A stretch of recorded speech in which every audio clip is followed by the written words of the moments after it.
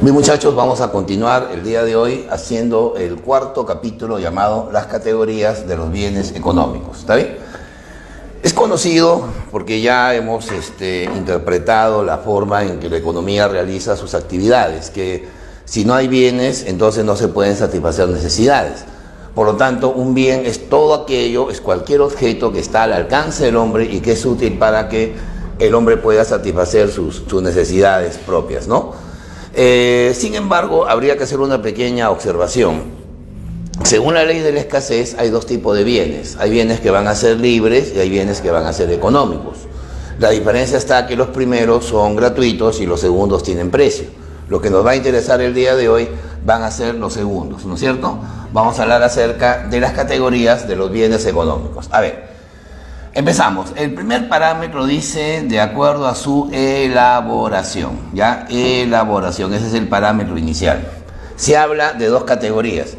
Están los bienes intermedios y también van a estar los bienes finales. ¿Dónde está la diferencia? A ver, un bien intermedio es aquello que está en proceso de transformación. Es toda materia a la cual se le tiene que realizar un proceso productivo adicional. Mientras una materia ingresa a un proceso productivo adicional, se le llama un bien intermedio.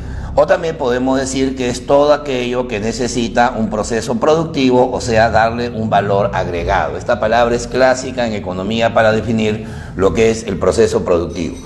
Por ejemplo, si yo quiero producir, digamos, no sé, ollas, voy a necesitar acero inoxidable. Por lo tanto, el acero inoxidable va a ser un bien intermedio para producir la olla. O de repente, si soy dueño de una editora, para producir libros necesito papel. El papel va a representar un bien intermedio. ¿Está bien? Sin embargo, habría que hacer una pequeña, digamos, aclaración. Los bienes intermedios van a tener tres etapas, ¿ya? Se habla primero de la materia bruta, luego viene la materia prima y luego viene el insumo. ¿Dónde está la diferencia? Bueno, la materia bruta es el recurso natural, los recursos naturales que están siendo solo explorados, o sea que en este sentido es una materia que todavía no se le ha, digamos, explotado, todavía no ha sido extraída de su estado natural, solamente se ha ubicado pero no ha sido explotada. En cambio, cuando ya fue extraída, ya fue sacada de su estado primario, justamente se le llama materia prima. Y cuando esa materia prima está modificada, o sea, tiene un pequeño valor agregado, ahí recién se le llama insumo. Aunque el término insumo para la economía un poco más trabajada es un término que aplica a los recursos productivos en general, pero en lo que es proceso intermedio, el insumo es una materia prima modificada. Por ejemplo, a ver, la regla que yo tengo en mis manos en este momento viene a ser un producto ya elaborado. Tú dirás, ¿cuál es el insumo acá? Diríamos la madera, pero habría que ver la madera en qué estado o en qué situación se encuentra. Si fue un árbol, tal como está el árbol, viene a ser la materia bruta. Si yo saco la corteza del árbol, en este caso el tronco, eso sería la materia prima. Y cuando esa corteza ha sido modificada y se sacan, por ejemplo, planchas de madera, ahí recién se le puede llamar el insumo, ¿ya? Es como decir, un pez, el atún, mientras el atún esté en el mar, ¿qué vendría a ser? Una materia bruta. Pero cuando ese atún ya ha sido capturado, pasa a ser una materia prima, ¿no es cierto? Y cuando ese atún ya está, pues, semi elaborado, por ejemplo, es una lata de conserva, viene a ser el insumo. Y lógicamente el producto ya elaborado, que puede ser una comida en un restaurante, ponte una causa de atún, pasa a ser lo que nosotros llamamos un bien final. O sea, el bien final va a ser un bien terminado. ¿Por qué se llama terminado? Porque ya está procesado, ya está elaborado. Esta regla es un bien terminado. La pizarra en la cual hacemos la clase es un bien terminado, ¿no es cierto? Esta vivienda es un bien terminado. Y por lo tanto, los bienes finales no van a retornar, ya no regresan al proceso productivo. ¿Está bien? Pero también habría que hacer algunas aclaraciones, porque a veces podemos confundir si es un bien intermedio o es un bien final. A ver, acá podemos aplicar algunos ejemplos. Por decir, yo vendo cremolada. La cremolada es el bien final, porque ya es el bien listo para ser utilizado de manera inmediata. pero por ejemplo necesito una fruta, por decir comprar tamarindo. Con el tamarindo hago obviamente el jugo para poder vender la cremolada. Entonces el tamarindo viene a ser el bien intermedio y la cremolada pasa a ser el bien final. Si yo tengo una tienda que vende pizzas, ¿verdad? La pizza es un bien final, pero por ejemplo el queso utilizado en su producción va a ser un bien intermedio. Noten ustedes que en ambos casos a estos bienes hay que darles una elaboración adicional. Pero por ejemplo podemos tener también una pequeña comparación. Si yo compro la uva para producir pisco, la uva es intermedio. El pisco pasa a ser un bien final, ¿no? Obviamente sí se utiliza para tomarlo directamente. Pero ¿qué pasa si ese pisco no se usa para beberlo, sino para producir, por ejemplo, un trago? Digamos un chilcano. Entonces el pisco pasa a ser un bien intermedio y el chilcano pasa a ser un bien final. A ver, yo les haría una pregunta. ¿La manzana qué vendría a ser? ¿Intermedio o final? La respuesta sería depende, ¿no? Si la manzana, por ejemplo, la usamos para comerla directamente, pasa a ser un bien final. Pero si la manzana se usa, ponte en la pastelería, ¿no? Para producir, que no sé, queques, país, por ahí, pasa a ser un bien intermedio. O sea, dependerá, obviamente, de su proceso productivo. Por eso hay que distinguir bien intermedio y bien final. La diferencia está en esta palabrita, señores, ¿ya? Que se llama valor agregado, ¿ya? ¿Listo? Bueno, vamos ahora al segundo parámetro. Dice, de acuerdo a la duración, de acuerdo a la duración. Evidentemente, cuando nosotros consumimos bienes o empleamos bienes, hay algunos que podemos guardar para usos sucesivos, pero también hay bienes que no se pueden almacenar, o sea, hay bienes que vamos a utilizar solamente una vez. Por ejemplo, no es lo mismo comprarse un tamal para desayunar que comprarse un auto. Hay una diferencia, ¿no? Mientras el auto lo puedo utilizar durante mucho tiempo, el tamal solamente lo voy a emplear una vez, ¿no? Es más, si me compro el auto, que me va a durar mucho tiempo, la gasolina no. Entonces hay que ver completamente pues que hay bienes que van a ser duraderos y otros que se consumen de manera, digamos, inmediata. Justamente la economía hace lo siguiente. Habla de bienes fungibles y también habla de bienes no fungibles. ¿Dónde está la diferencia? Que los bienes fungibles van a ser no duraderos. ¿Por qué se llaman no duraderos? Porque se extinguen, o sea, solamente servirán para un acto de consumo. Al primer uso ya desaparecen o se van a desechar, ¿no es cierto? Por ejemplo, un helado, ¿no? Me compro un helado, lo consumo y ahí quedó, ¿verdad? Ya fue, desecho el envase, desecho el palito, etcétera, o la bolsita, etcétera, etcétera, ¿no? El cigarro, lo consumo, si es que utilizo el cigarrillo, ¿verdad? La droga inclusive podría ser también un bien, ¿no es cierto? Un bien fungible. La alita broster, tengo hambre, lo como, los huesitos los voy a dejar, el envase también, ¿no? Un bebé por ahí hace su necesidad, hay que cambiarlo, el pañal descartable, hago la observación descartable, porque si fuera de tela ya sería no fungible, ¿no? Hay que diferenciar si es un bien que se extingue al primer uso, ¿ya? En cambio, los no fungibles van a ser bienes duraderos. ¿Por qué se llaman duraderos? Porque van a servir para varios actos de consumo. O sea, no se van a extinguir al momento que los vamos a consumir, ¿verdad? Por ejemplo, un televisor, ¿no? Obviamente es un bien, mientras no te lo roben, que va a ser un bien no fungible. Es más, si te lo roban, al que lo roba también le va a durar mucho tiempo, ¿no? ¿Sí o no? Esa es la idea por la cual se le llama no fungible, ¿no? Un teléfono inteligente, un smartphone, ¿verdad? Es un bien no fungible. Donde dormimos, ¿verdad? Sirve para varios actos de consumo, también sería un bien no fungible. El vestido es un bien no fungible. Entonces podemos tener una serie de aplicaciones a la duración. A ver, un pequeño listado. Si me dicen, por ejemplo, a ver, la motocicleta, ¿qué vendría a ser? Sería no fungible. Si me dicen, por ejemplo, una casa, sería no fungible. Si me dicen, por ejemplo, no sé, pues un pantalón sería no fungible, pero si me dicen una comida, un menú, ¿no? Un pan, ¿no es cierto? Una fruta, eso pasa a ser un bien de carácter de fungibilidad. ¿Está bien?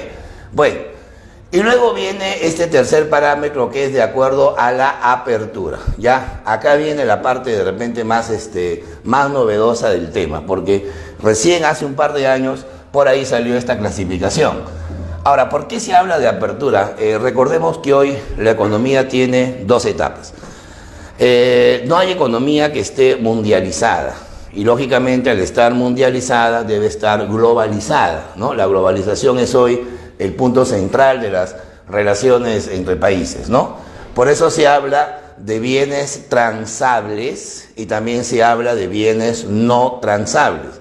¿Dónde está la diferencia? A ver, los bienes transables son aquellos que van a tener mercado interno y externo, o sea que no solamente se consumen en el país que los ha producido, sino que también se pueden consumir, se pueden vender al mercado mundial, o sea tienen una apertura al mercado internacional, es decir, vamos a poderlos exportar, esto significa exportación, y también vamos a poderlos importar. Por eso se habla en las economías mundiales de lo que es las balanzas comerciales, ¿no? Que es un tema de comercio exterior.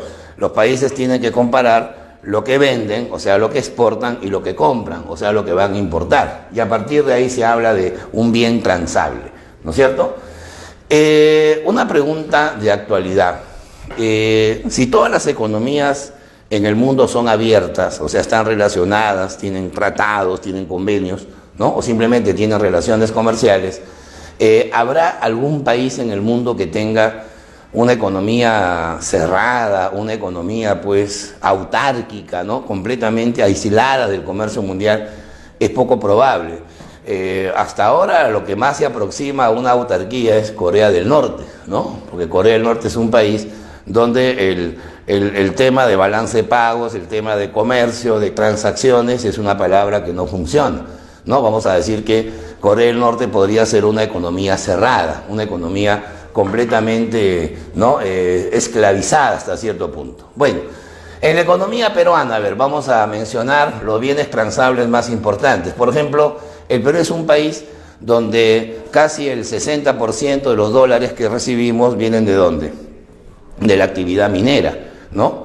Lo que más vende el Perú son minerales, ¿no es cierto? Tenemos una posición importante, estamos entre los 6 países, ¿no? Mineros más importantes en el globo terráqueo. Por ejemplo, tenemos el cobre, tenemos el níquel, tenemos el zinc, tenemos la plata, también tenemos el oro, el hierro, ¿no? Son los bienes transables más importantes.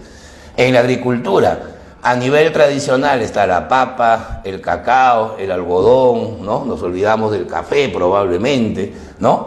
A nivel no tradicional tenemos los textiles, las confecciones, las conservas, ¿no? Las frutas que exportamos, tenemos liderazgo mundial en frutas, ¿no? A nivel de importación traemos artefactos, traemos autos, traemos insumos, traemos maquinaria.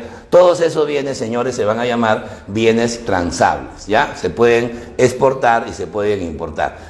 En cambio, los no transables, ojo a la palabra, no transables, son aquellos que solamente van a tener su mercado interno. O sea, que todavía no logran la globalización, todavía no se pueden adentrar al mercado mundial. O sea, manan cancho, exportación cero, importación cero, exportación cero, importación cero. Para que esto ocurra, la economía debería pues salir de ese aislamiento, ¿no? Para hacer más transable la posición de un bien.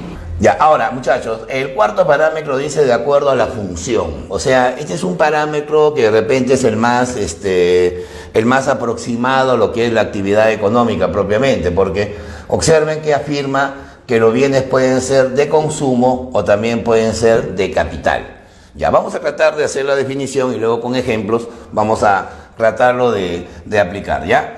Bueno, un bien de consumo van a ser los bienes satisfacientes, ¿ya? ¿Por qué se llaman satisfacientes? Porque generan un bienestar inmediato, ¿verdad? Satisfacen necesidades inmediatas.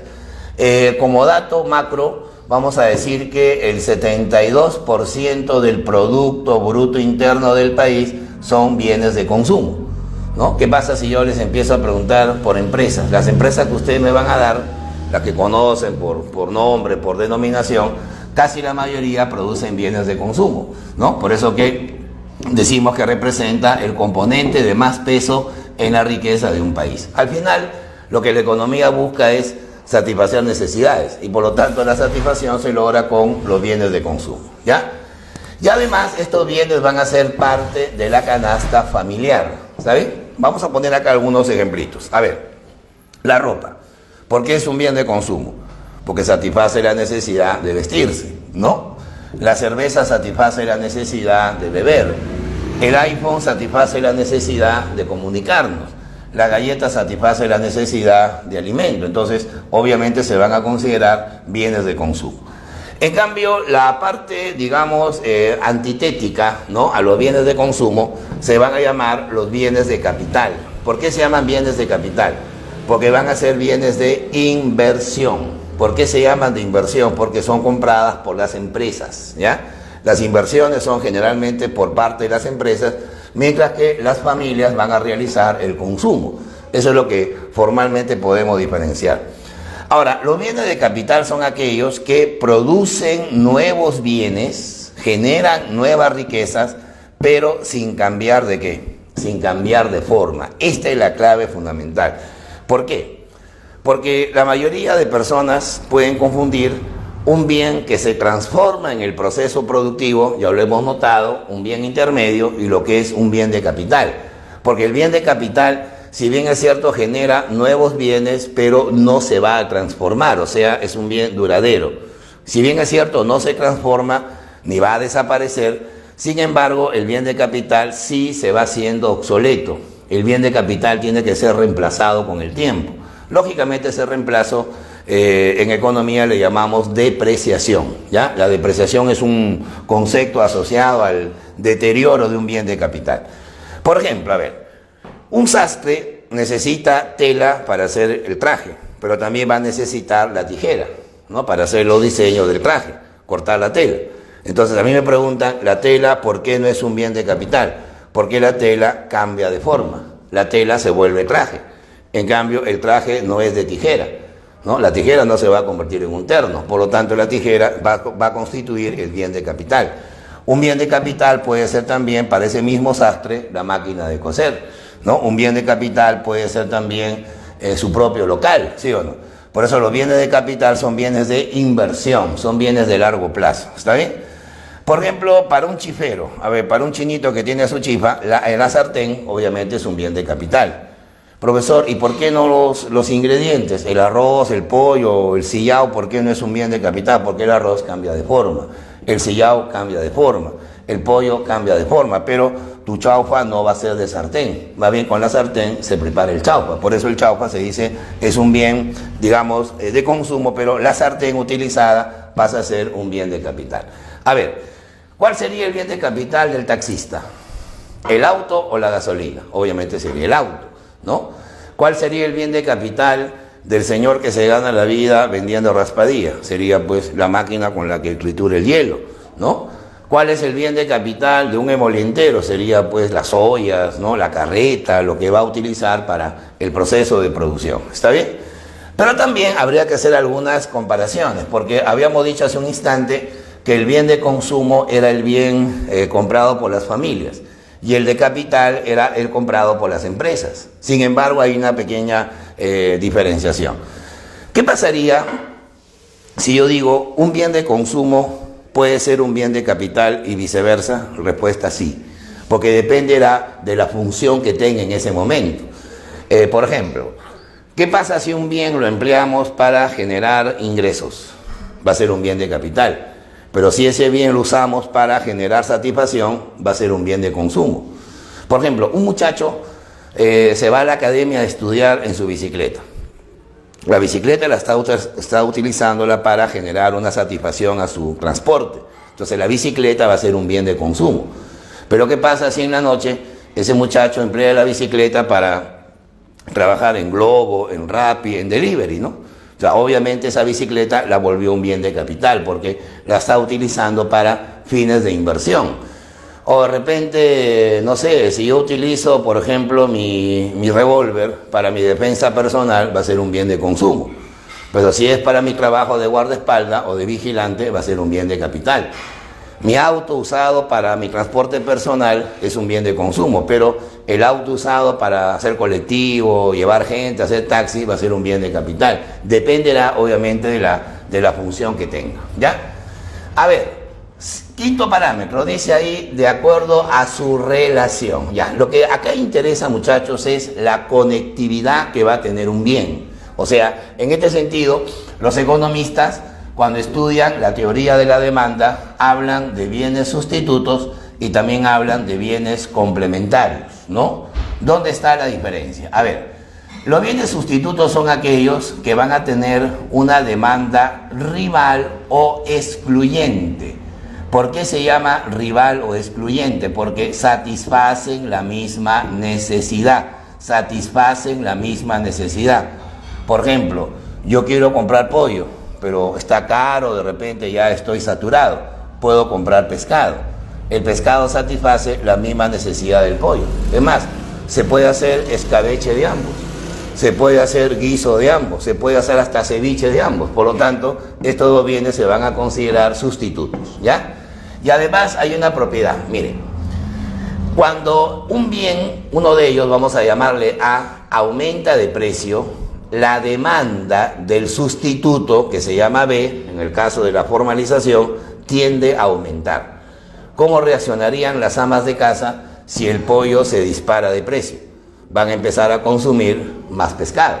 Por lo tanto, hay una relación directa entre el precio de uno y la demanda del otro. Y viceversa, ¿no? Si baja el precio de uno, bajaría la demanda del sustituto.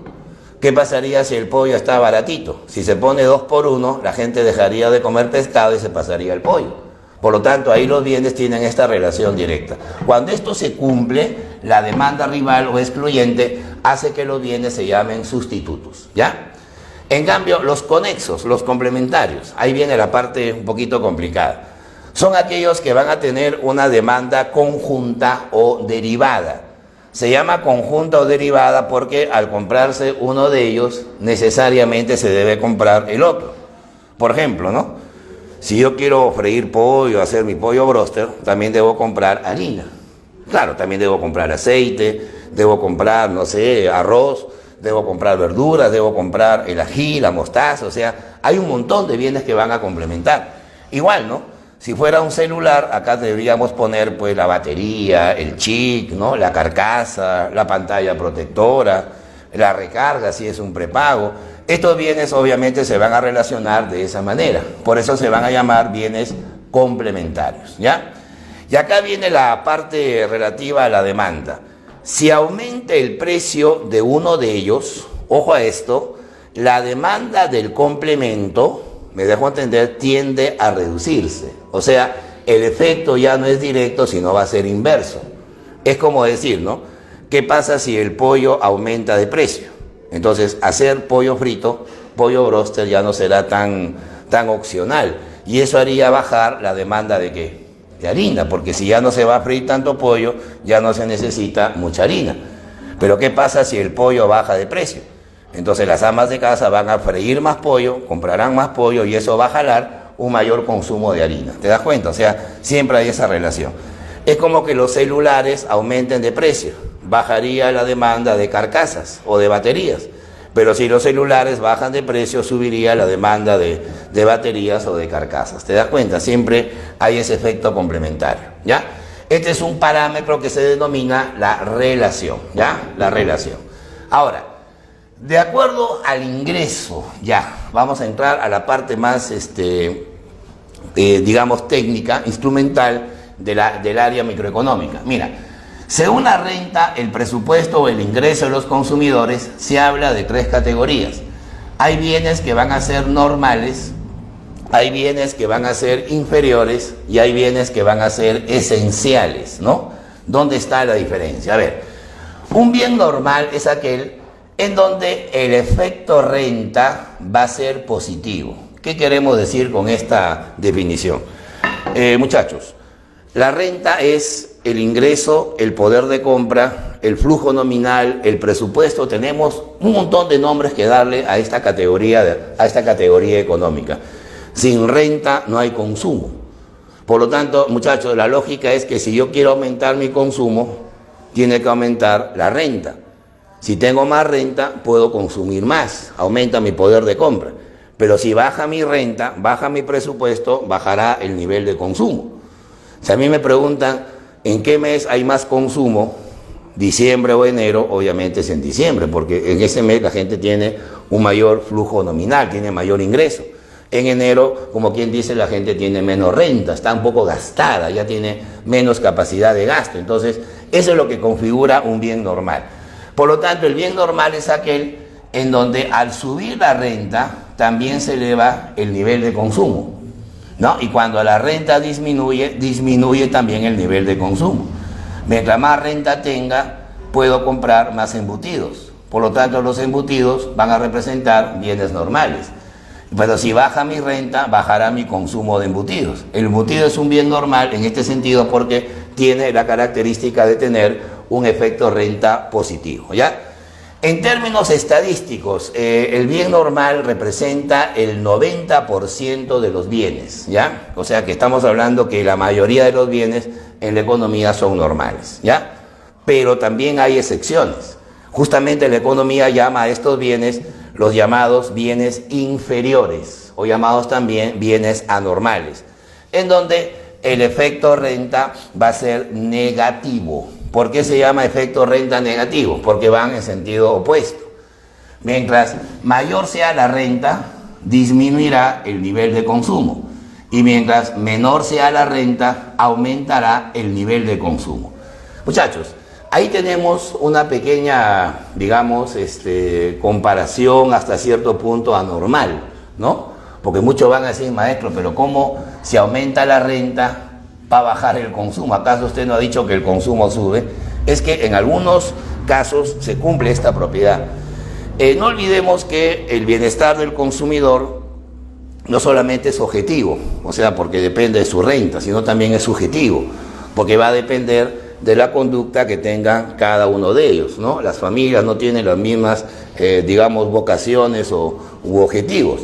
Entonces, normalmente una persona que tiene una renta baja, una renta muy reducida, muy vulnerable, tiende a comprar bienes de poca calidad, ¿no? Pero los compra ¿por qué? No porque le guste, sino porque simplemente su renta es muy baja. Pero cuando esa persona empieza a tener una renta alta, deja de comprar esos bienes aparentemente baratos para su ingreso para empezar a consumir bienes un poco más caros, ¿no?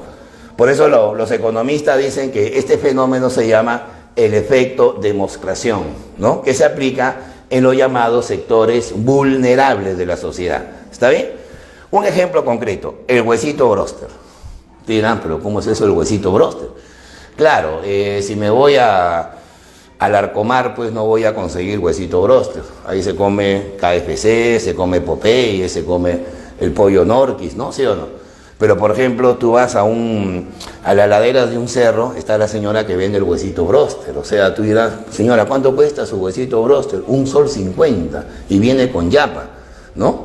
Entonces, ¿por qué te venden el huesito bróster? Porque esa señora sabe que las personas que le consumen tienen renta muy baja. Ese niño que se compra 2 o 3 porciones y no puede vivir sin el huesito bróster, lo hace porque, no que le gusta tanto, sino porque su renta no le permite, ¿sí o no? ¿Qué va a pasar si ese muchacho empieza a ganar más? ¿Qué va a pasar cuando ese muchacho tenga mayor renta? Deja de ser cliente de la señora y ya va a empezar a comprar bienes, ¿no? De repente de mejor calidad. Ya va a pedir en voz alta su pierna bróster, su pecho bróster, ¿sí o no? Porque ya tiene una renta más alta, ¿no? Es como el ceviche de carretilla.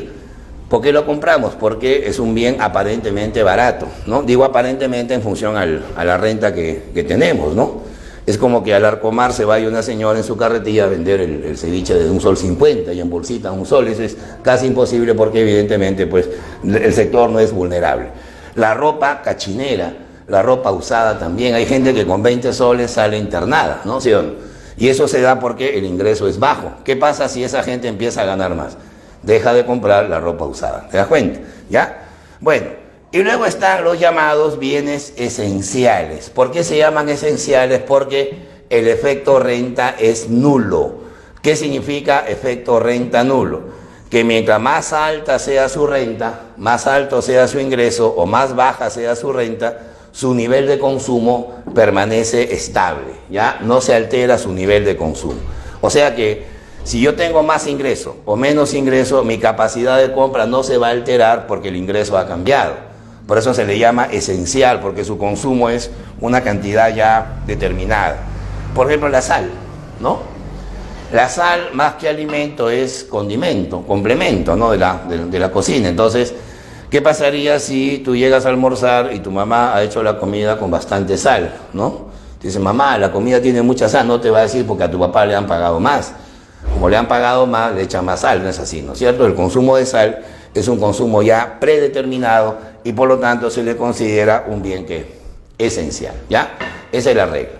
Bueno, y luego también tenemos la combinación de la economía con el derecho. Acordémonos que la ciencia económica está interrelacionada con otras normas, con otras leyes, ¿no? Y justamente una de las leyes más importantes que la economía utiliza es la ley civil, ¿no? Por eso que el Código Civil define claramente cuándo un bien es mueble y cuándo es inmueble. ¿Dónde está la diferencia? A ver, los bienes muebles van a ser aquellos que están relacionados por los derechos reales, o sea, los derechos de propiedad privada o individual.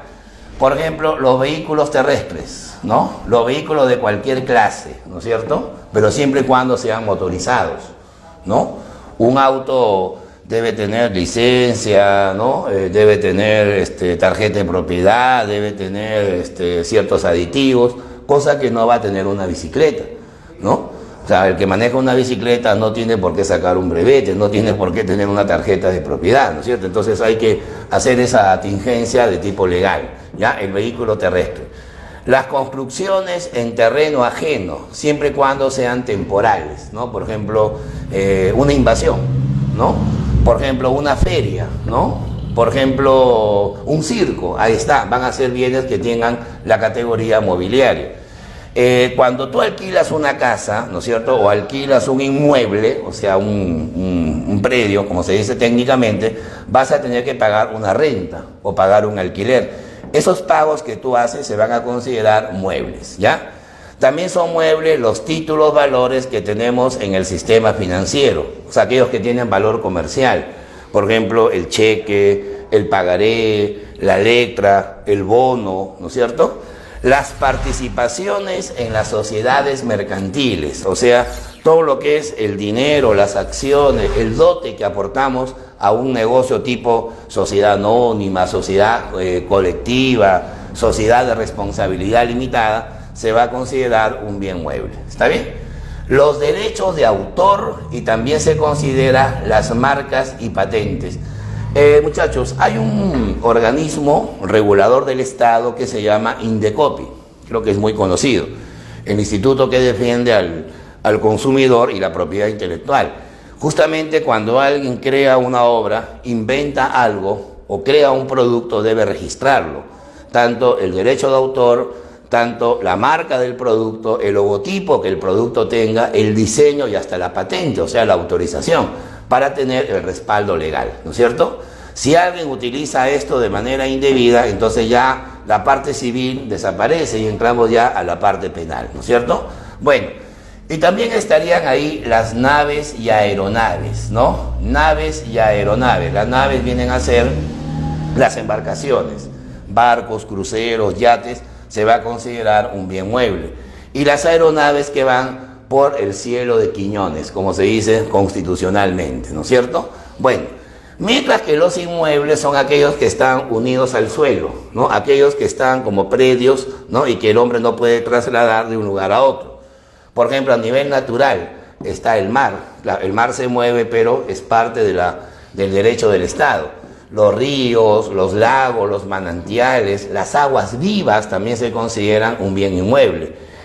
Todo aquello que está unido al suelo y al subsuelo, o sea que el petróleo en este caso viene a ser un bien inmueble. Y también donde se guarda el petróleo, los hidrocarburos, también se considera una refinería, por ejemplo, un bien inmueble. Y en general todo lo que sean los bienes raíces, ¿está bien? Los bienes que están unidos al suelo.